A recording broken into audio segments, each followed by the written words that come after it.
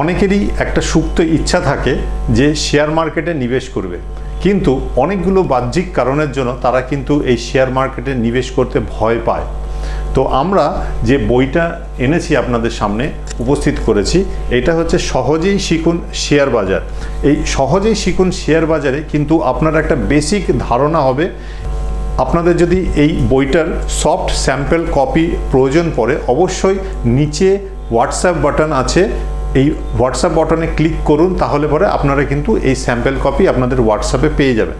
এবার এই বইটার বিষয়ে আমরা একটু আলোচনা করি, কেন এই বইটা মানে গুরুত্বপূর্ণ একজন নিবেশকের কাছে। কারণ আমরা বাঙালি যারা আছি তারা কিন্তু প্রথমেই শেয়ার মার্কেট শুনে একটা ভয় পাই, যে ভয়টা কিন্তু দূর করার জন্য কোনো গাইড আমরা পাই না আর কি। তো এই বইটা আপনাদের কিন্তু অ্যাজ এ গাইডেন্স হিসাবে বা গাইড বই হিসাবে একদম কাজ করবে। কারণ আমরা যারা ট্রেনিং নিই, মানে শেয়ার মার্কেটে ট্রেনিং নিই, তারা দেখবেন প্রথমেই আমরা ফিউচার অ্যান্ড অপশানের দিকে চলে যাই এবং টেকনিক্যাল অ্যানালিসিসের দিকে চলে যাই। তো ফিউচার অ্যান্ড অপশানে তো কখনো ট্রেড করাই উচিত নয়, ইনভেস্টমেন্টও করা উচিত নয়। এবং যে টেকনিক্যাল অ্যানালিসিসটা কিন্তু একটা পোস্ট অ্যানালিসিস, মানে যা ঘটনা ঘটে গেছে সেটার একটা অ্যানালিসিস, সেটার পুনরাবৃত্ত নাও হতে পারে। তো আমি রিকোয়েস্ট করব, আপনারা যারা শেয়ার মার্কেটে ইনভেস্টমেন্ট করতে চান তারা অবশ্যই এই বইটা থেকে আপনারা শুরু করুন। এই বইটার মধ্যে কিন্তু পুরো গাইডেন্স দেওয়া আছে, একদম বেসিক থেকে শুরু করা আছে। তার জন্য নাম দেওয়া হয়েছে সহজেই শিখুন শেয়ার বাজার। এটার বৈশিষ্ট্য হচ্ছে একদম বাংলা ভাষায় লেখা আছে, সহজ সরল বাংলা ভাষায় লেখা আছে, যে কেউ নিয়ে কিন্তু এটা পড়তে পারবে।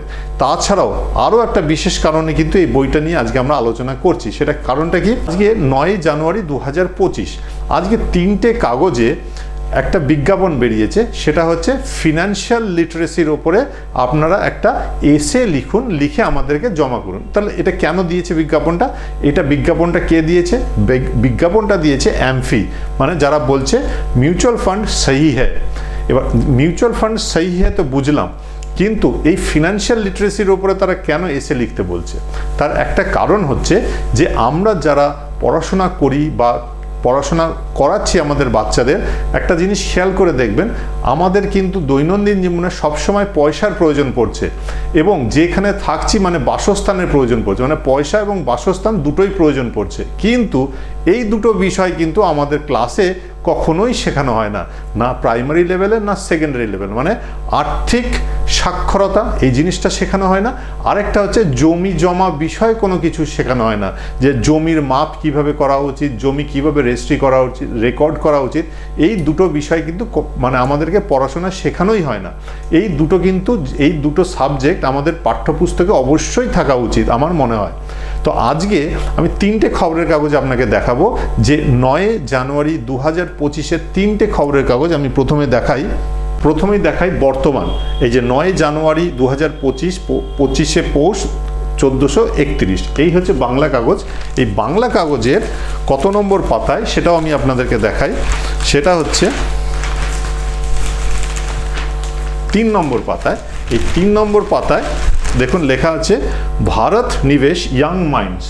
এই ভারত নিবেশ ইয়াং মাইন্ডসে বলছে write an essay importance of financial literacy for a বিকশিত ভারত।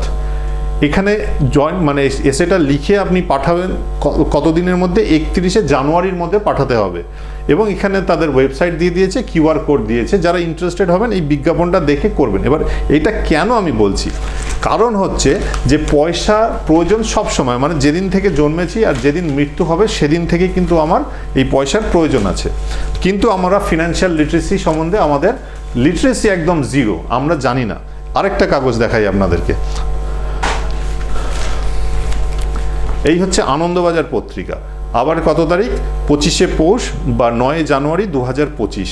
এই হচ্ছে আনন্দবাজার পত্রিকা। এই আনন্দবাজার পত্রিকা দেখুন একদম শেষ পাতায়, একদম শেষ পাতায় দেয়া রয়েছে এই ভারত নিবেশ, মানে প্রত্যেকটা জনগণের কাছে আবেদন করছে, মানে যারা গার্জেন আছে অন্তত, তারা যেন তাদের বাচ্চাদের এই ফিনান্সিয়াল লিটারেসির উপরে অ্যাওয়ারনেস ক্রিয়েট করে।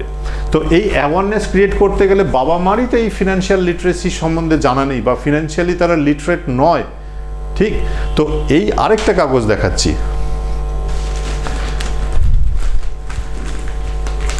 এই হচ্ছে টাইমস অফ ইন্ডিয়া, মানে এটা অল ওভার ইন্ডিয়া সার্কুলেশন। এই হচ্ছে টাইমস অফ ইন্ডিয়া, এবং এই টাইমস অফ ইন্ডিয়ার দেখুন পেজ নাম্বার 9, এই পেজ নাম্বার 9 একদম তলার দিকে সে একই বিজ্ঞাপন। তার মানে কি বোঝাতে চাইছে, যে সমগ্র ভারতবর্ষে এবং ওয়েস্ট বেঙ্গলে যেন সবাই বা বাচ্চারা যারা আছে তারা যেন এই কম্পিটিশানে মানে অংশগ্রহণ করে। তো তাদের যে ওয়েবসাইট দেওয়া আছে বা কিউআর কোড স্ক্যান করে তারা যেন এটা করে। এবার মূল উদ্দেশ্যটা কি আমার বলা, আমার উদ্দেশ্যটা হচ্ছে এমনিতেই তো আমরা ফিনান্সিয়ালি লিটারেট নই, আমাদের কোথায় নিবেশ করতে হবে বা কোথায় থেকে আমরা বেশি পয়সা অর্জন করতে পারবো, কোথায় সেভিংস করে, সেভিংস কাকে বলে, ইনভেস্টমেন্ট কাকে বলে, এই বিষয়গুলো কিন্তু আমার জানা নেই।